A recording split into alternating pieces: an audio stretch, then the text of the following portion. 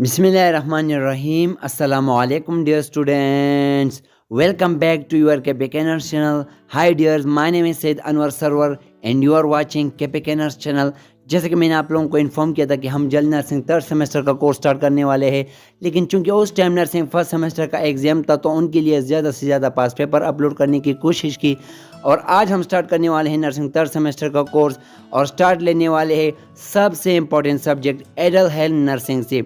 Adult health nursing बहुत ज़्यादा important subject है नर्सिंग थर्ड सेमेस्टर में, बिकॉज इसका जो क्रेडिट है वो टोटल 8 है। तो आप लोगों ने ज़्यादा से ज़्यादा टाइम और इम्पोर्टेंस देना है AHN को।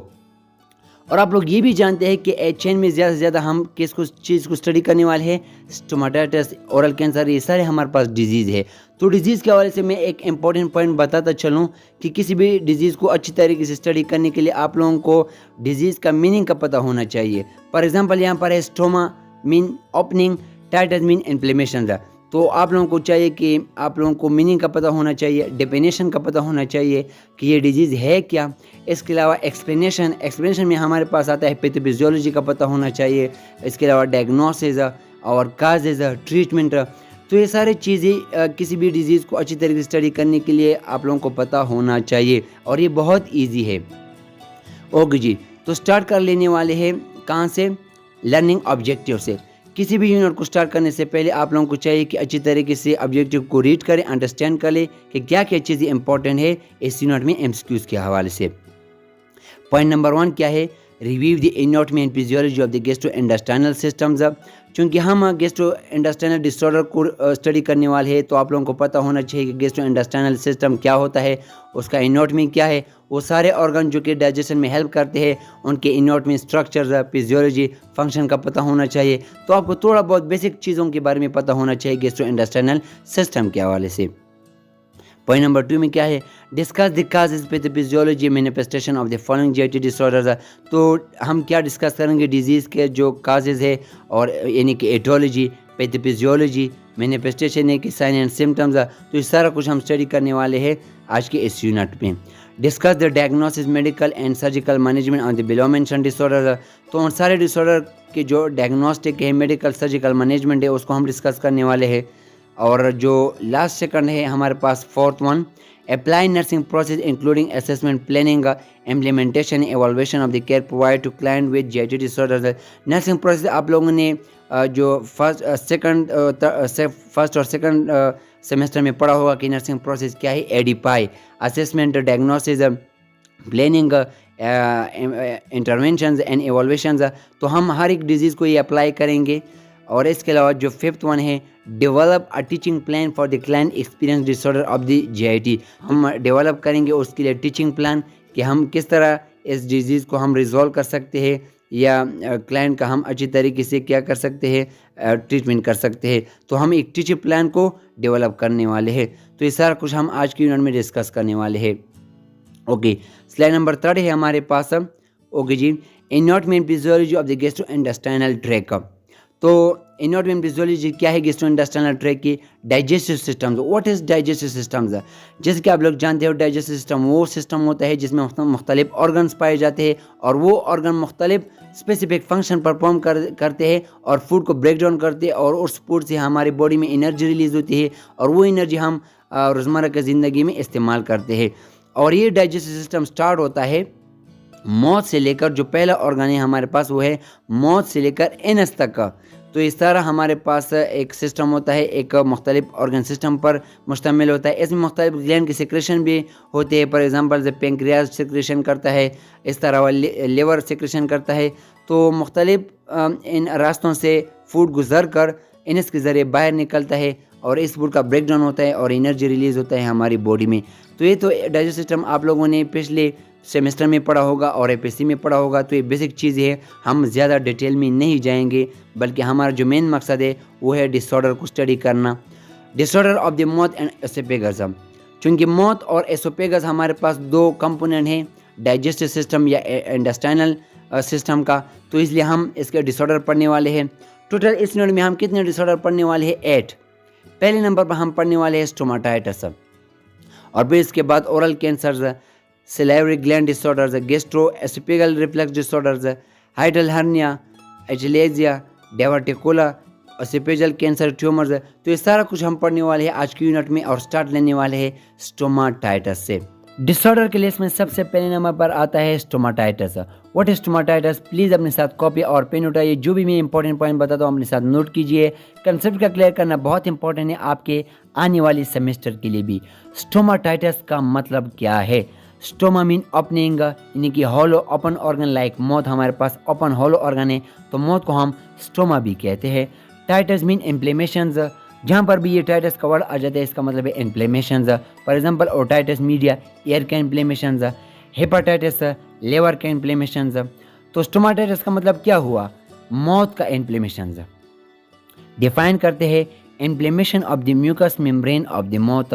हमारे माउथ में म्यूकस मेम्ब्रेन पाया जाता है, सिर्फ माउथ में नहीं बल्कि पूरी डाइजेस्टिव सिस्टम में म्यूकस मेम्ब्रेन पाया जाता है ताकि बाहर से आने वाली पार्टिकल को ट्रैप कर सके, तो इसलिए म्यूकस मेम्ब्रेन पाया जाता है। तो जब माउथ की म्यूकस मेम्ब्रेन, सिर्फ माउथ की म्यूकस मेम्ब्रेन का इन्फ्लेमेशन हो जाए किसी इन्फेक्शन की वजह से, किसी डिफिशियंसी की वजह से, इसको हम स्टोमाटाइटिस कहते हैं। अभी इन्होंने आगे कुछ काजेस को डिस्कस किया है। It may be due to the local lesions in the mouth. हमारे माउथ में जब abnormal part of the tissue आ जाए तो उसकी वजह से म्यूकस मेम्ब्रेन का इन्फ्लेमेशन हो सकता है। तो लेजाइन का मतलब क्या हुआ? एबनॉर्मल टिश्यू या इन्फेक्शन की वजह से। इन्फेक्शन का मतलब है या वायरल या बैक्टीरिया। वायरस में हमारे पास हर्बी सिम्प्लेक्स वायरस की वजह से स्टोमाटाइटिस हो सकता है, या न्यूट्रिशन डिफिशियंसी, मुख्तलिफ विटामिन के डिफिशियंसी की वजह से भी हो सकता है, कीमोथेरेपी की वजह से भी हो सकता है। कीमोथेरेपी आप जानते हैं कि डिजीज़ के अगेंस्ट जो प्रोसेस किया जाता है इसको हम कीमोथेरेपी भी कहते हैं। या इम्यून सप्रेशन होता है, इम्यून सिस्टम वीक हो जाता है तो उसको वजह से तो वैसे भी स्टोमाटाइटिस हो सकता है। या feature of systemic disease. Systemic disease का क्या मतलब है? सिस्टेमिक डिजीज़ का मतलब होता है कि वो डिजीज़ जो सिर्फ एक ऑर्गन को इफेक्ट नहीं करता बल्कि बहुत से ऑर्गन के फंक्शन को एबनॉर्मल कर सकता है, तो इसको हम सिस्टेमिक, यानी कि एक सिस्टम के तरीके से मुख्तलिफ ऑर्गन को इफेक्ट कर सकते हैं, तो उसको डिजीज़ को हम सिस्टेमिक डिजीज़ कहते हैं। तो ये आपने नोट किया कि कुछ काजेज है स्टोमाटाइटिस के। अभी हम आगे इसको डिटेल में पढ़ने वाले, लेकिन इन्होंने थोड़ा सा डेफिनेशन में इसको डिफाइन किया है। ये दूसरा डेफिनेशन है हमारे पास, stomatitis is the inflammation of the mucosal tissue of the mouth. वही डेफिनेशन हुआ कि माउथ के म्यूकोजल टिश्यू या म्यूकस मेम्ब्रेन के इन्फ्लेमेशन को हम स्टोमाटाइटिस कहते हैं। फॉर एग्जांपल इनर चेक्स, हमारे जो इनर चेक्स होते हैं, या टंग या लिप्स या थ्रोट या गम्स, तो ये सारे हमारे पास पार्ट्स है माउथ के, और जब इसके म्यूकस टिश्यू को कोई इन्फ्लेमेशन हो जाए इसको हम स्टोमाटाइटिस कहते हैं। तो ये तो आप लोगों को क्लियर हुआ कि what is stomatitis. Sign and symptom of stomatitis. What is the difference between sign and symptom? ये भी इंपॉर्टेंट है, एमसीक्यूज में आते हैं। साइन का मतलब होता है कि जब पेशेंट खुद फील करे, for example depression, fatigue, pain, ये सारे हमारे पास साइन है, पेशेंट फील करता है। और सिम्टम्स का मतलब है कि जब डॉक्टर या नर्स किसी पेशेंट में ऑब्जर्व करे during diagnosis, like skin colour, इसके अलावा लेबोरेटरी टेस्ट या vital sign, BP, temperature measure करना, ये सारे हमारे पास क्या है? ये नर्स और डॉक्टर ऑब्जर्व करता है। तो ये मेन डिफरेंस है। इसके अलावा इन्फ्लेमेशन जहाँ पर भी होता है, इन्फ्लेमेशन में 4 साइन सिम्टम ज़रूर पाए जाते हैं। फॉर एग्जांपल P*, ये मैंने फार्मूला बनाया है। जहाँ पर भी इन्फ्लेमेशन होता है वहाँ पर पेन होता है, स्वेलिंग, टेम्परेचर का राइज होना, रेडनेस यानी कि कलर का चेंज होना, तो ये सारे हमारे पास साइन सिम्टम है इन्फ्लेमेशन के। लेकिन हर एक डिजीज़ के अपने ख़ास साइन सिम्टम भी होते हैं। फॉर एग्जांपल स्टोमाटाइटिस के कौन से है? स्वेलिंग और पेन, ये तो इन्फ्लेमेशन के वैसे भी साइन सिम्टम होते हैं। अल्सरेशन का मतलब होता है कि जब किसी स्किन के टिश्यू में ब्रेकडाउन आ जाते हैं या टिश्यू में एबनॉर्मेलिटी आ जाती है स्किन में, तो उसको हम अल्सरेशन कहते हैं। तो स्टोमाटाइटिस में अल्सरेशन होता है, यानी कि एक ब्रेकडाउन ऑफ स्किन होता है, तो उसको हम अल्सरेशन कहते हैं। एक्सेस सलाइवेशन, ये हमारे पास कार्डिनल साइन है, मेन साइन सिम्टम है किसका? स्टोमाटाइटिस का, यानी कि बहुत ज़्यादा सलाइवेशन होगा, सलाइवा प्रोड्यूस होगा सलेवरी ग्लैंड से, और इसको हम मेडिकल टर्म में साइलोरिया भी कहते हैं या टाइलिज्म भी कहते हैं। ये मेडिकल टर्म्स बहुत इंपॉर्टेंट है। SIA साया, LOORHEA साइलोरिया, या टाइलिज्म PTYALAISM टाइलिज्म। तो ये दोनों टर्म्स इंपॉर्टेंट है कि ये कार्डिनल साइन है स्टोमाटाइटिस के। इसके अलावा हेलिटोसिस भी होता है, यानी कि बैड ब्रीथ या बैड स्मेल जिसे भी हम कह सकते हैं, हेलिटोसिस, ये भी हमारे पास कार्डिनल साइन है स्टोमाटाइटिस का। सोर मौत का मतलब होता है कि ज़ख्मी मौत, यानी कि इंजरी मौत, तो इंजरी आ जाती है मौत में, तो ये भी साइन सिम्टम है। इनएबिलिटी टू चीविंग, फिर बंदा क्या होता है, अनएबल होता है चीविंग का, वो सही तरीके से चबा नहीं सकता, और ब्लीडिंग और बैड स्मेल वैसे भी होता है। तो ये सारे हमारे पास साइन सिम्टम्स है स्टोमाटाइटिस के। तो ये बहुत इंपॉर्टेंट है जो मैंने आपको मेडिकल टर्म बताए, एक्सेस सलाइवेशन के और हैलिटोसिस जो बैड ब्रीथ है। Causes of the stomatitis, stomatitis किस वजह से होता है, बहुत इजी है। यहाँ पर कुछ डिस्कस की गई है और जो नहीं डिस्कस की गई वो मैं आप लोगों को अभी बताने वाला हूँ, अपने साथ फिर नोट कीजिए। इन्फेक्शंस, मोस्टली जो स्टोमाटाइटिस होता है वायरस, बैक्टीरिया, फंगस से होता है। वायरस में हमारे पास मीजल्स, प्राइमरी हर्बिस सिम्प्लेक्स, जिसे हम हर्बिस सिम्प्लेक्स वायरस टाइप 1 भी कहते हैं या टाइप 2 भी कहते हैं। तो ये हमारे पास इन्फेक्शन काज करता है ये वायरस, और इसकी वजह से इन्फ्लेमेशन होता है। बैक्टीरिया में मोस्ट कॉमन है स्ट्रेप्टोकोकस या डिप्थीरिया, ये दो बैक्टीरिया है जो काज करता है स्टोमाटाइटिस को, एसडी। और फंगस में कैंडिडा अल्बाइकेन्स, तो ये इंपॉर्टेंट नेम्स की उसके लिहाज से अपने साथ नोट कीजिए कि कैंडिडा अल्बाइकेन्स वो फंगस है जो कि स्टोमाटाइटिस को काज करने की एबिलिटी रखता है।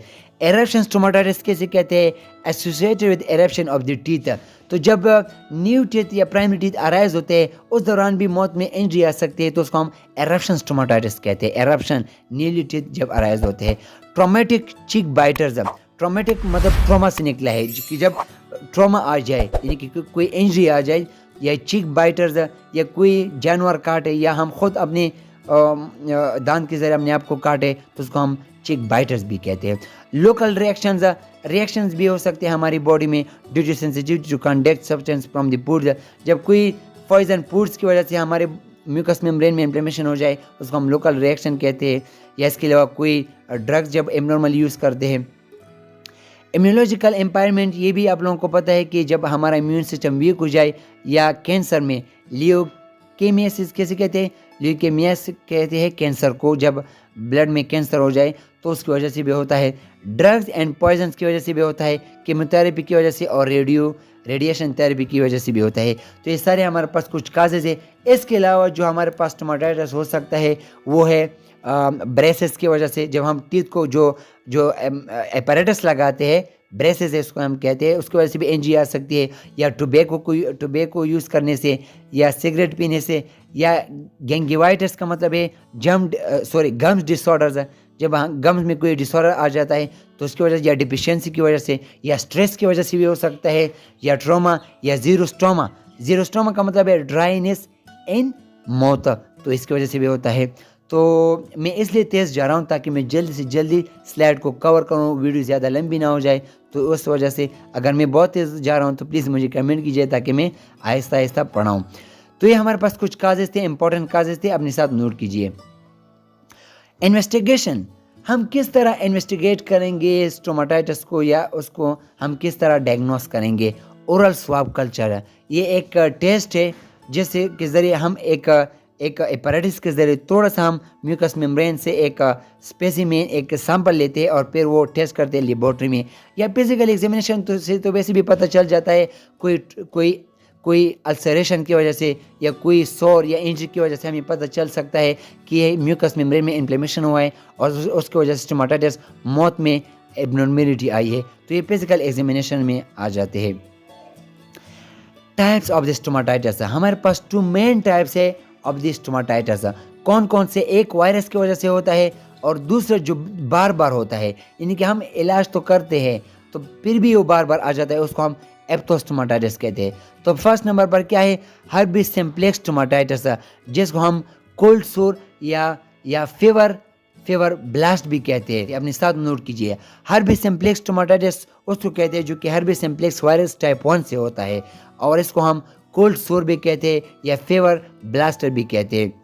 और एप्थोस्टोमाटाइटिस किसे कहते हैं, एप्थोस्टोमाटाइटिस जो बार बार री अकर होता है, जो स्टोमाटाइटिस बार बार हमारे मौत में ये इन्फ्लेमेशन होता है, जिसको हम इसको हम एक कैंसर का नाम भी दे सकते हैं, मौत कैंसर, तो इसको हम एप्थोस्टोमाटाइटिस कहते हैं।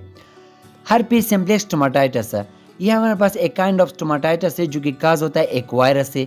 जब वो वायरस हमारी माउथ में एंटर कर जाता है, वो हमारी म्यूकस मेम्ब्रेन को इन्फेक्ट करता है, उसमें रिप्लिकेट रिप्रोड्यूस होता है, उसकी वजह से माउथ में इन्फ्लेमेशन काज होता है।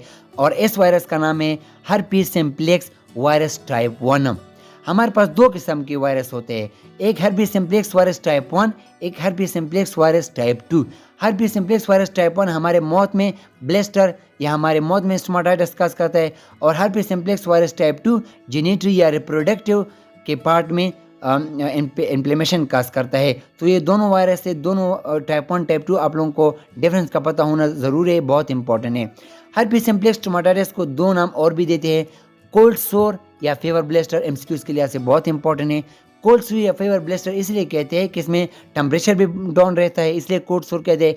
और फीवर ब्लेस्टर इसलिए कहते हैं कि इसमें छोटे छोटे फ्लूइड कंटेनिंग ट्यूमर या फ्लूइड कंटेनिंग पैकेट बन जाते हैं माउथ के ऊपर या नेक के ऊपर, जहाँ पर इन्फ्लेमेशन काज होता है। तो ये दोनों नाम से भी हम इसको जान सकते हैं। आगे डिटेल में जाते हैं। It is an externally common viral infection that produces the characteristic blister commonly called cold sore और fever blisters। ये एक कॉमन वायरल इन्फेक्शन है जो कि काज होता है हर्पीस सिम्प्लेक्स टाइप 1 वायरस से, और इसमें हमारे पास ब्लेस्टर छोटे छोटे फ्लूइड कंटेनिंग ब्लेस्टर बन जाते हैं या कोल्ड सोर बन जाते हैं। तो इसलिए हमारे पास कोल्ड सोर या fever ब्लेस्टर नाम से भी पुकारा जाता है। It is cause by herpes virus simplex type 1। ये हमारे पास हर्पीस सिम्प्लेक्स वायरस टाइप 1 से भी काज होता है, या इसके अलावा predisposing factor of the upper respiratory infections, या वो फैक्टर्स जो कि अपर रिस्पिरेटरी इन्फेक्शन को काज करता है, तो वो भी हमारे पास स्टोमाटाइटिस को काज कर सकता है। मुख्तलिफ बैक्टीरिया है, मुख्तलिफ वायरस है जो कि अपर रिस्पिरेटरी इन्फेक्शन को काज करता है, तो उसकी वजह से हमारे माउथ में म्यूकस मेम्ब्रेन भी इन्फेक्ट होता है, इन्फ्लेमेशन काज होता है। एक्सेस एक्सपोजर टू सनलाइट, क्योंकि सनलाइट में मोस्टली रेडिएशन होते हैं, एबनॉर्मल रेडिएशन भी पाए जाते हैं। तो कुछ ह्यूमंस इस तरह के होते हैं जो बहुत सेंसिटिव होते हैं सनलाइट को, उस वजह से भी म्यूकस मेम्ब्रेन इन्फेक्ट हो सकता है। फूड एलर्जीज, मुख्तलिफ फूड एलर्जी होता है, फूड पॉइजनिंग हो सकती है, ड्रग्स पॉइजनिंग हो सकते हैं, या emotional stress onset of the menstruation, या इस तरह इमोशनल स्ट्रेस या डिप्रेशन की वजह से भी हो सकता है। आप लोगों ने ये नोट किया होगा कि जिस पेशेंट को स्टमक का मसला होता है उसको मोस्टली मौत का भी मसला होता है, ये स्ट्रेस की वजह से। और ऑनसेट ऑफ द मेंस्ट्रुएशन, या फीमेल में जब एक साइकिल स्टार्ट होता है मेंस्ट्रुएशन, तो उसकी वजह से भी होता है ये स्टोमाटाइटिस। तो ये हमारे पास कुछ काजेज है। इसके अलावा और भी काजेज है, वो स्लाइड के अलावा मैं आप लोगों को इंशाल्लाह इसके बाद बताऊँगा। The virus is harbored in dominant inactive state by the cell in the sensory nerve ganglia। ये वायरस हमारे पास मोस्टली इनएक्टिव या डोरमेंट स्टेट में रहता है। कहाँ पर? सेंसरी नर्व गैंग्लिया में। गैंग्लिया क्या होता है? ये हमारे पास मुख्तलिफ नर्व जब कंबाइन होते हैं नर्व सिस्टम में, तो उसको हम गैंग्लिया कहते हैं। तो वहाँ पर ये वायरस कुछ नहीं करता, इनएक्टिव फॉर्म में होता है। लेकिन reaction of the virus can occur with emotional stress, fever, exposure to cold और अल्ट्रावायलेट रेज। तो इन सारे फैक्टर की वजह से जब वो पेशेंट एक्सपोज होता है तो वो वायरस इनएक्टिव फॉर्म से एक्टिव में कन्वर्ट होता है, यानी कि फिर वो इस इन्फेक्शन को, इन्फ्लेमेशन को काज कर सकता है। जब कोई बंदा स्ट्रेस में आ जाता है, या कोई बहुत ज़्यादा अल्ट्रावायलेट रेज को एक्सपोज होता है, या कोई दूसरे जो फैक्टर्स होते हैं वो उसको क्या करता है, इनएक्टिव फॉर्म में एक्टिव में लाता है, और फिर वो क्या करता है, इन्फ्लेमेशन को काज कर सकता है। तो ये हमारे पास कुछ काजेस थे। इसके अलावा काजेस और अपने साथ और भी नोट कीजिए कि braces, tobacco, deficiency of the vitamin, stress और ट्रॉमा, जीरोस्टोमा, ये सारे हमारे पास काजेस है जो काज करता है स्टोमाटाइटिस। कोल्ड सोर, ये भी स्टोमाटाइटिस का दूसरा नाम है टाइप 1 का। ये आप देख सकते हैं, इस तरह की छोटे छोटे फ्लूइड कंटेनिंग ट्यूमर बन जाते हैं। ओके जी, आगे हमारे पास है the lesions appear more common on the mucous membranous border junction of the lips in the form of small vesicles which then erupt and form painful shallow ulcers। तो जैसे कि हमने हर्पीस सिम्प्लेक्स टाइप 1 में पढ़ा कि इसमें छोटे छोटे फ्लूइड कंटेनिंग ब्लेस्टर बन जाते हैं, लेकिन कहाँ पर बन जाते हैं, इसका कॉमन लोकेशन क्या है? बॉर्डर और जंक्शन ऑफ द लिप्स। ये देख सकते हैं आप, ये एक बॉर्डर या एक जंक्शन है लिप्स का, तो यहाँ पर इसका मोस्ट कॉमन साइट है ब्लेस्टर बनने का। ये इसलिए बॉर्डर है बिकॉज यहाँ पर जो स्किन है ये म्यूकस मेम्ब्रेन वाला स्किन है और यहाँ पर आम बॉडी वाला स्किन है, तो इसलिए इसका ये जो जंक्शन है, बॉर्डर है, इस पर मोस्टली ब्लिस्टर बनेंगे ग्रुप में या सिंगल पोजीशन में। और ये भी अपने साथ नोट कीजिए कि बहुत पेनफुल होता है और ये अल्सर इंजरी जैसा दिखाई देता है। वेसिकल्स फॉर्मेशन में भी सिंगल और क्लस्टर्स है। ये जो वेसिकल्स है ये छोटे छोटे सिंगल फॉर्म में होंगे या क्लस्टर ग्रुप की शक्ल में पा सकते हैं। Painful vesicle and ulceration of the mouth, lips और एज ऑफ द नोज में है प्रोड्रोमल इचिंग और बर्निंग, फेवर, मैलेज एंड लिम्फोडेनेपैथी में अकर। ये जो पेनफुल वेसिकल्स है ये कहाँ पर पाए जाते हैं? माउथ या लिप्स पर या नोज पर, और इसमें खारिज भी हो सकता है और इसके अलावा बर्निंग भी होता है, फेवर हो सकता है, मैलेज ये अपने साथ नोट कीजिए, मेडिकल टर्म्स है, इसका मतलब है फैटीग या फील टायरिंग। बंदा इसमें क्या महसूस करता है? टायर जैसा, तो इसलिए इसको मैलेज कहते हैं। और इसमें लिम्फोडेनेपैथी भी हो सकती है। लिम्फोडेनेपैथी का मतलब होता है a disease affecting lymph nodes, जो कि लिम्फ नोड्स को इफेक्ट करते हैं, तो इसकी वजह से ये भी हो सकता है। प्रोड्रोमल किसे कहते हैं?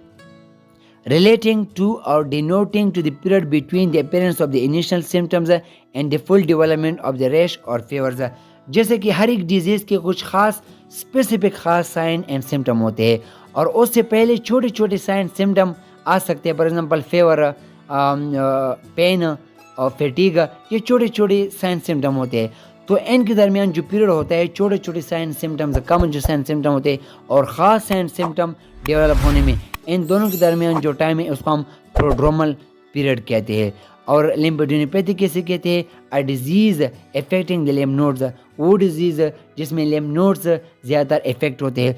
और ये क्यों लिम्फोडेनेपैथी होती है स्टोमाटाइटिस में? बिकॉज हमारे नेक्स्ट में भी लार्ज साइज नोड्स पाए जाते हैं, तो इसके दौरान ये वायरस हमारे लिम्फ नोड्स को भी इन्फेक्ट कर सकता है।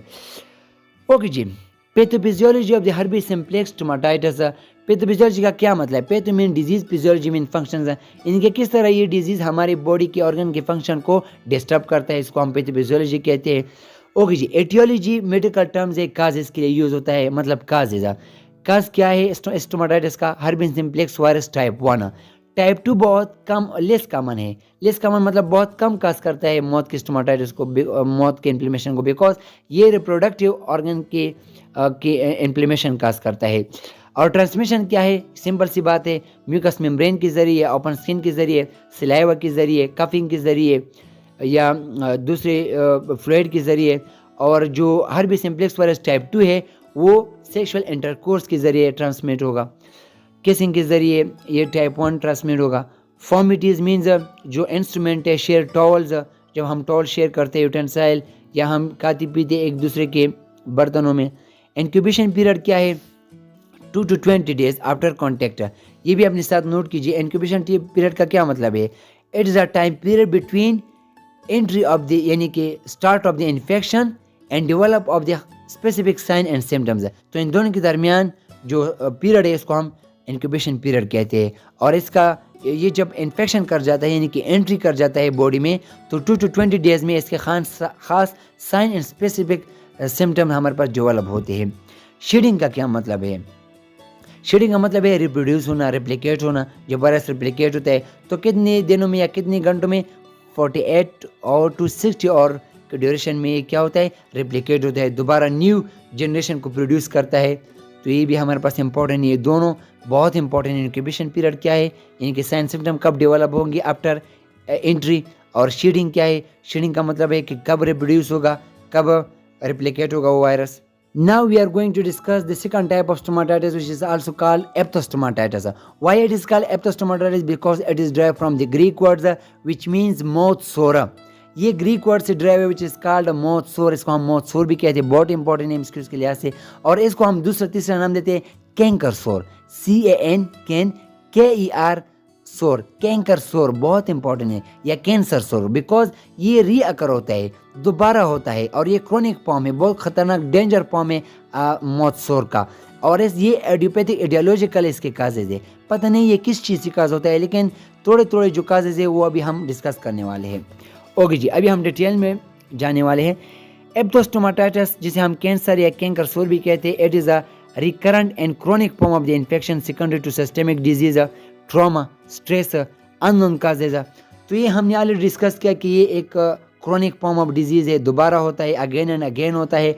और ये सिस्टेमिक डिजीज़ यानी कि वो डिजीज़ है जो कि एक ऑर्गन की नहीं बल्कि मुख्तलिफ ऑर्गन को इन्फेक्ट करता है, इसलिए हम इसको सिस्टेमिक डिजीज़ कहते हैं। या तो ये सिस्टेमिक डिजीज़ से होता है, ट्रॉमा से, स्ट्रेस से, या इसका अननोन काज है, या द काजेज रिमेन अननोन, पता नहीं ये किस चीज़ से मेनली होता है, या ऑटो इम्यून बेस सस्पेक्टेड है, या तो इससे के बारे में ये भी कहा जाता है कि ये ऑटो इम्यून है यानी कि इम्यून सिस्टम खुद अटैक करता है।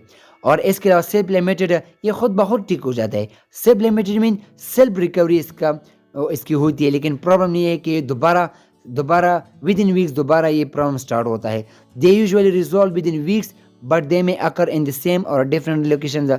इसका प्रॉब्लम ये है कि ये खुद ब खुद जल्दी ठीक हो जाता है, लेकिन ये दोबारा री अकर होता है विद इन वीक्स है, इसलिए ये एक कैंकर सोर या कैंसर सोर तस्वर किया जाता है।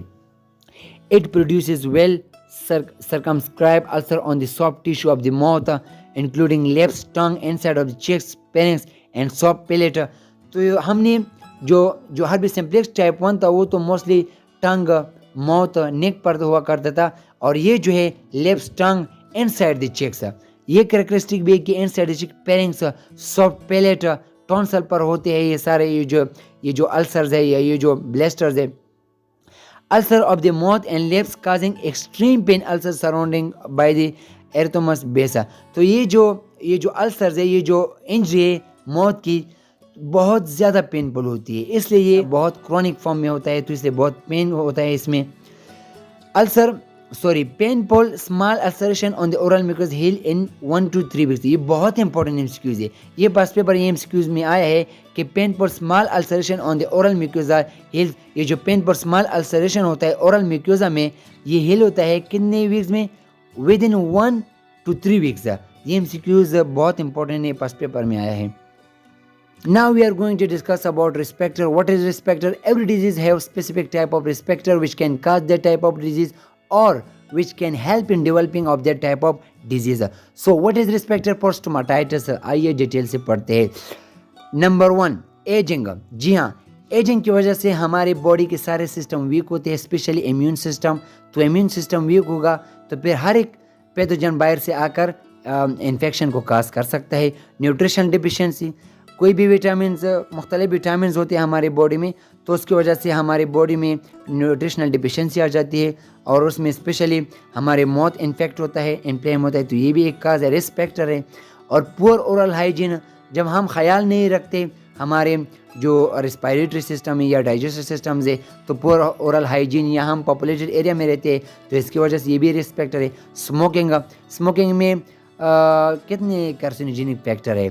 मेरे ख्याल में 400 कार्सिनोजेनिक फैक्टर्स है, तो ये भी हमारे पास स्टोमाटाइटिस को काज कर सकते हैं, इन्फ्लेमेशन को काज करता है म्यूकस मेम्ब्रेन का। अल्कोहल भी हमारे पास एक पॉइजन फ्लूइड तस्वर किया जाता है, तो इसकी वजह से भी हो सकता है हमारे इम्यून सिस्टम को वीक करता है।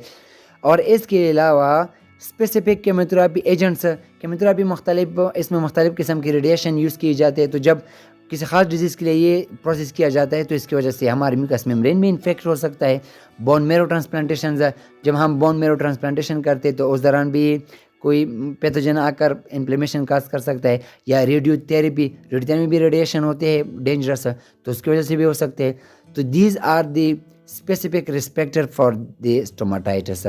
ये आप लोग देख सकते हैं, ये क्या है? ये ब्लेस्टर है। ओके जी, now we are going to discuss the pathophysiology of the stomatitis. You can relate through this one example. Here is one example. इन्होंने एक एग्जांपल दिया जिससे आप रिलेट कर सकते हैं कि पैथोफिजियोलॉजी क्या है स्टोमाटाइटिस की। Characterized by damage to the epithelial of the oropharyngeal cavity. हमारे मौत के ओरोफेरिंजियल कैविटी में एपिथेलियम में जब कोई डैमेज आ जाए तो उसकी वजह से ये स्टोमाटाइटिस काज होगा। ये आप लोगों को पता है ना कि एपिथेलियम, मुख्तलिफ एपिथेलियल सेल होते हैं ओरोफेरिंजियल कैविटी में, बल्कि पूरी बॉडी के स्किन में मुख्तलिफ एपिथेलियम सेल पाए जाते हैं, लेकिन ओरोफेरिंजियल कैविटी के एपिथेलियम में जब कोई डैमेज आ जाए तो फिर स्टोमाटाइटिस काज होगा। Rapidly divided basal cell of the oral mucosa are among the body cell vulnerable to damage by chemotherapy and radiation therapy। ये जो केमोथेरेपी या ये जो रेडिएशन थेरेपी है, ये मोस्टली ओरल म्यूकोसा के बेसल सेल को इफेक्ट करता है। इस तरह तो केमोथेरेपी मुख्तलिफ सेल को इफेक्ट कर सकता है, लेकिन जो ओरल म्यूकोसा है इसके बेसल सेल्स को नॉर्मली बहुत ज़्यादा डैमेज करता है, यानी कि बेदर्दी से इसको डैमेज करता है। तो इसलिए ये कीमोथेरेपी जो है, ये जो रेडिएशन थेरेपी, ये बहुत डेंजर है। यहाँ पर इन्होंने ये एग्जांपल दिया है कि कीमोथेरेपी किस तरह डैमेज करते हैं हमारे स्किन को। कितने पेजों में? 5 पेज में। पहले पेज में ये डीएनए की रप्चरिंग इंजरी करता है, फिर ये मैसेज ट्रांसमिट होता है दूसरे मतलब टिश्यूज में, उसको भी रप्चर करता है, और फिर ये इम्प्लीकेशन मजीद ये प्रोसेस बढ़ जाता है एपिप्टोसिस विद एपिप्टोसिस। एपिप्टोसिस का क्या मतलब है? प्रोग्राम सेल डेथ, यानी कि नॉर्मल तस्वर किया जाता है, लेकिन साथ वो भी होता है और साथ रेडिएशन की वजह से भी, तो बहुत ज़्यादा ये टिश्यू बहुत ज़्यादा सतह पर इसकी इंजरी स्टार्ट होती है, और अल्सरेशन, फिर अल्सर काज होता है, यानी कि स्टोमाटाइटिस काज होता है, और इसकी वजह से बहुत ज़्यादा पेन भी होता है, और लास्ट पेज में फिर हीलिंग प्रोसेस होता है, यानी कि दोबारा जब आप ट्रीटमेंट स्टार्ट कर लेते हैं तो न्यू टिश्यू बन जाते हैं। तो ये हमारे पास कुछ पेजेस है। रेडिएशन थेरेपी की वजह से ये ब्रेक डाउन होता है। और एपिप्टोसिस किसे कहते हैं? Program cell death. ये भी अपने साथ नोट कीजिए, एमसीक्यूज आया है। What is apoptosis? Program cell death, यानी कि नॉर्मल जो सेल डेथ होते रहते हैं हमारी बॉडी में एक खास टाइम में, इसको हम एपिप्टोसिस कहते हैं। ट्रीटमेंट क्या है? What is the treatment? Pain relief. आपको चाहिए कि आप उसको थोड़े से एनाल्जेसिक दें, जैसे कि लाइडोकेन या बेंजोकेन, ये सारे हमारे पास एनाल्जेसिक है, यानी कि पेन रिलीफ में मदद देते हैं। Removal of the causative factor, जिस वजह से भी ये काज होता है उसको रिमूव किया जाए। फॉर एग्जांपल वायरस से हुआ है तो वायरस पर काम किया जाए, या दूसरे इन्वायरमेंटल से हुआ है, या नॉन हाइजीनिक से हुआ है, तो ये सारे हमने क्या करने? रिमूव करने हैं। Oral hygiene with saline, gentian violet and glycerine. इस तरह हम oral hygiene with saline, saline क्या है? ये सोडियम क्लोराइड प्लस H2O, ये पानी सा होता है, और इसके ज़रिए हम क्या कर सकते हैं? ओरल हाइजीन मतलब कि माउथ वॉश कर सकते हैं। यह जेनेटियन वायलेट ये एक खास किस्म का एंटीसेप्टिक डाइज है, कलर है, और ये anti fungal, mostly anti fungal है, तो इसको भी हम इस्तेमाल कर सकते हैं। ये माउथ वॉश है। या ग्लाइसरीन भी एक ख़ास किस्म का लिक्विड होता है जो कि प्रिवेंट करता है ड्राइनेस को हमारे माउथ में, तो ये हमारे पास हेल्प करता है। Broad spectrum antibiotic in severe case, तो जब अगर कोई एंटीबैक्टीरियल मतलब बैक्टीरियल इन्फेक्शन हो तो हम एंटीबैक्टीरियल को यूज़ कर सकते हैं मुख्तलिफ केसेस में। एंटीफंगल ड्रग्स जैसे कि नाइस्टीन या डेक्टरीन, अपने साथ ये दोनों ड्रग नोट कीजिए, बहुत इंपॉर्टेंट है। एंटीफंगल ड्रग किसके लिए यूज़ की जाती है? स्टोमाटाइटिस को। कौन कौन से? एनडी, nystatin and Daktarin. Soft bland diet हम इस्तेमाल कर सकते हैं। सॉफ्ट ब्लेंड डाइट का मतलब होता है कि सॉफ्ट, जैसे कि मिल्क वगैरह या दूसरी जो जूसेस की शक्ल में हम ले सकते हैं सॉफ्ट ब्लेंड डाइट, यानी कि सॉफ्ट हो, उसमें ज़्यादा चबाना ना हो। आईवी इन्फ्यूजन इन सीवियर केस, हम आईवी इन्फ्यूजन भी कर सकते हैं ड्रग की शक्ल में, या हम न्यूट्रन खुराक दे सकते हैं आईवी के ज़रिए, आईवी लाइन के ज़रिए। So how we can identify that it is stomatitis? किस तरह मालूम होगा कि स्टोमाटाइटिस है? Pain related to lesion of the mouth में लेजन्स को एबनॉर्मल टिश्यू की वजह से बहुत ज़्यादा पेन होगा, number 1। Number 2, alternation in the nutrition less than body requirement related to ulceration in the mouth and chewing problems. Chewing चबाने problem की वजह से वो बहुत कम फूड लेगा या नहीं लेगा, जिसको हम एनोरेक्सिया भी कहते हैं मेडिकल टर्म में, तो बहुत कम न्यूट्रिशन लेगा। Alter sleep pattern related to pain से टू स्टोमाटाइटिस, तो स्लीपिंग पैटर्न में चेंजेस आएंगे, मतलब कि पेन की वजह से कभी रात को ज़्यादा पेन होगा तो सो नहीं सकेगा। Difficulty in talking is also called dysphasia. Dysphasia अपने साथ नोट कीजिए, बोल नहीं सकेगा अच्छी तरीके से। रिलेटेड टू ब्लेस्टर एंड सोर ऑन द टंग्स, क्योंकि टंग में ज़बान पर उसके बहुत से ब्लेस्टर सोर होंगे, उसकी वजह से वो डिफ़िकल्टी इन टॉकिंग होगी, जिसको हम डिस्पेसिया भी कहते हैं। लास्ट हमारे पास है नर्सिंग इंटरवेंशन। उसके बाद हमारा नेक्स्ट डिजीज स्टार्ट होगा, इंशाल्लाह हम नेक्स्ट पार्ट में डिस्कस करने वाले हैं। तो नर्सिंग इंटरवेंशन क्या है? एक नर्स क्या कर सकता है एक पेशेंट के लिए, ताकि उसका जो प्रॉब्लम है वो कम हो सके या रिकवर हो सके। Check for the oral burning pain, change in tolerance to temperature. आप क्या कर सकते हैं? चेक कर सकते हैं कि उसको कितना बर्निंग पेन या टेम्परेचर का प्रॉब्लम्स है, तो उसको कम करने के लिए आप मतलब इंटरवेंशन कर सकते हैं। Do oral examination noting evidence of the lesion within mouth and tongue. आप ओरली एग्जामिन कर सकते हैं कि कहाँ पर ये लेजन या सोर्स कहाँ पर है, मोस्टली कौन से पार्ट पर है, टंग पर या माउथ पर है। एडमिनिस्टर द रिस्पेक्टिव मेडिकेशंस, जिस वजह से भी ये स्टोमाटाइटिस हुआ है, चाहे वो वायरल हो तो आप एंटीवायरल दे सकते हैं, एंटीफंगल दे सकते हैं, एंटीबायोटिक दे सकते हैं, या एनाल्जेसिक दे सकते, give analgesic to relieve from the pain, आप एनाल्जेसिक दे सकते हैं। और एनाल्जेसिक में जो मोस्टली कॉमन एनाल्जेसिक यूज़ किए जाते हैं स्टोमाटाइटिस में वो है जेल, लाइडोकेन, बेंजोकेन्स। इसके अलावा advice soft food and avoid spicy food, उसे एडवाइस कर सकते हैं जो सॉफ्ट फूड है या स्पाइसी फूड आप अवॉइड कर सकते हैं। Do oral hygiene with soothing solutions, आप ओरल हाइजीन यानी कि माउथ वॉश को ले सकते हैं ताकि आपका माउथ क्या हो सके उसमें नॉर्मल फील करे। या आप क्या कर सकते हैं लास्ट में, administer topical medication eg Nilstat and Bonjela to relieve from the pain to enhance the sleep. तो रात के वक्त आप ये 2 ड्रग इस्तेमाल सकते हैं, नाइलस्टेट एंड बोंजेला, ताकि वो पेन से उसका मतलब वो रिलीफ हो सके। तो ये हमारे पास कुछ इंपॉर्टेंट स्लाइड थे, कुछ इंपॉर्टेंट इंफॉर्मेशन थे डिजीज़ के हवाले से। इंशाल्लाह हम नेक्स्ट ओरल कैंसर को पढ़ने वाले हैं। बाकी जो डिजीज़ है बहुत इंपॉर्टेंट, इंशाल्लाह नेक्स्ट पार्ट में डिस्कस करने वाले हैं। तो उम्मीद करता हूँ कि आप लोगों ने इससे बहुत कुछ सीखा होगा। अगर कोई मसला हो, कोई बात पूछनी हो तो प्लीज़ मुझे कमेंट कीजिए, मैं इंशाल्लाह ज़रूर दूँगा, रिप्लाई दूँगा और जितना हो सके हेल्प करूँगा। अपना बहुत ख्याल रखिएगा, अपनी फैमिली का भी, मेरे चैनल का भी। अल्लाह हाफ़िज़।